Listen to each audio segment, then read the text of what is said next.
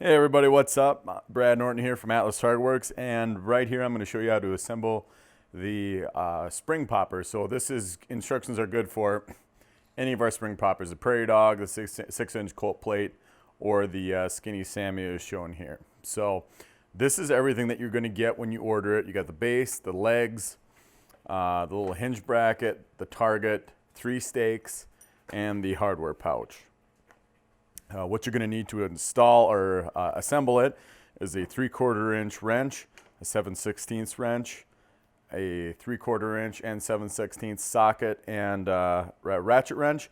Me, I am all that is man, and I have got this handy impact driver, so I'm going to be using this bad boy. All right, so to start things off, we're going to take the base. We're going to find the back of the base. So this round hole is the front, and this slot is going to be the rear. So we want to put the legs on the rear first. So we're going to take a bolt and nut, one of these bad boys. There's 2 of them in there. I'm going to drop that through. One leg there, drop a washer over it, and then start the nut. So I like to set it down kind of like that to get them squared up in the back. Put your wrench on the bolt and tighten it up. All right. So now we're going to do the same to the front. All right. So we're going to put the bolt in. Ah, son of a. So we'll put the washer on, get the nut started. This one we're going to kick out front like this because this gives the target more stability. That target has a lot of mass to it, moving back up when it hits that sudden stop after it resets when you shoot it. You don't want your target kind of walking around on you. There we go.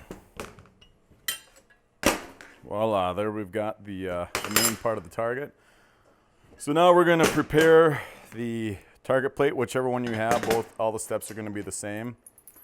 So this one is a 3/8 thick target. So you'll have each of these carriage bolts come with 2 washers on each one. And the reason being that on the 3/8 thick targets, you need to get the bolts in there like that. You need to put a washer in between the target and this hinge bracket. Reason being, the bolts will interfere with the bolt that it pivots on if you don't have that there. 1/2 inch doesn't need it. Just couldn't play with it anymore. So there we go. We got a washer in there for a spacer. We'll put a washer down on this side.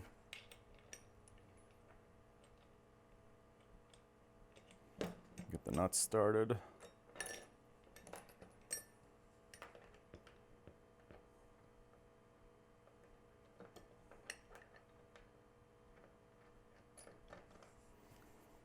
Kind of hold it straight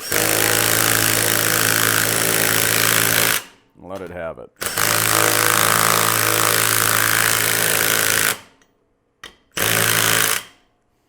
All right, so now that bracket is on there. Next, we're going to bring the base back over. This bolt right here is going to be the stop for the spring. I would say we can put that on after we have the target on there. So we're going to take this bolt, this big one, take the nut off, take your torsion spring. Going to put the target up in there. Line up the holes, slide the bolt through so it's just halfway in there, enough so we can slide on this torsion spring, and then finish working it through there the rest of the way, just like that. So now that we have that, I'm going to start the nut on the other side, grab my 3/4 inch wrench again. So the key here is you don't want to tighten that up so much that it actually pinches on this. If you do that, it's going to prevent this from being able to pivot in there freely, and you don't want that. It'll just kind of fix it in place. So you don't want to pinch that. You just need to get, basically just need to get the nut on there far enough to engage it with the nylock, and you're good to go. All right, now that once that's on, we can put the final touch on it. This bolt, I like to match it up with the other one. This bolt is the stop for the, or an additional stop for the spring. So typically, I would start it off with just running the spring right down on the base of it. And then as that spring ages, which it will, they all will, if you use them enough, you can then put that on there.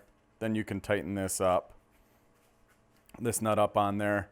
And then as you can see, that gets that arm of the torsion spring up off. It puts more tension on it.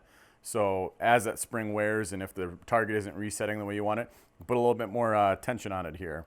Then you should probably think about getting a replacement ordered from me. They're not real expensive, but this is kind of a nice option.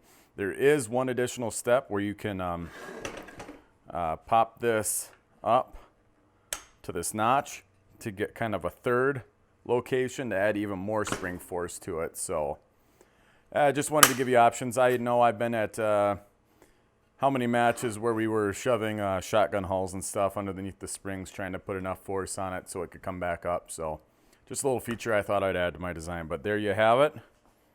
There is the spring popper. And then you can take it out to the range, use the included stakes to stake it down so it doesn't walk around on you.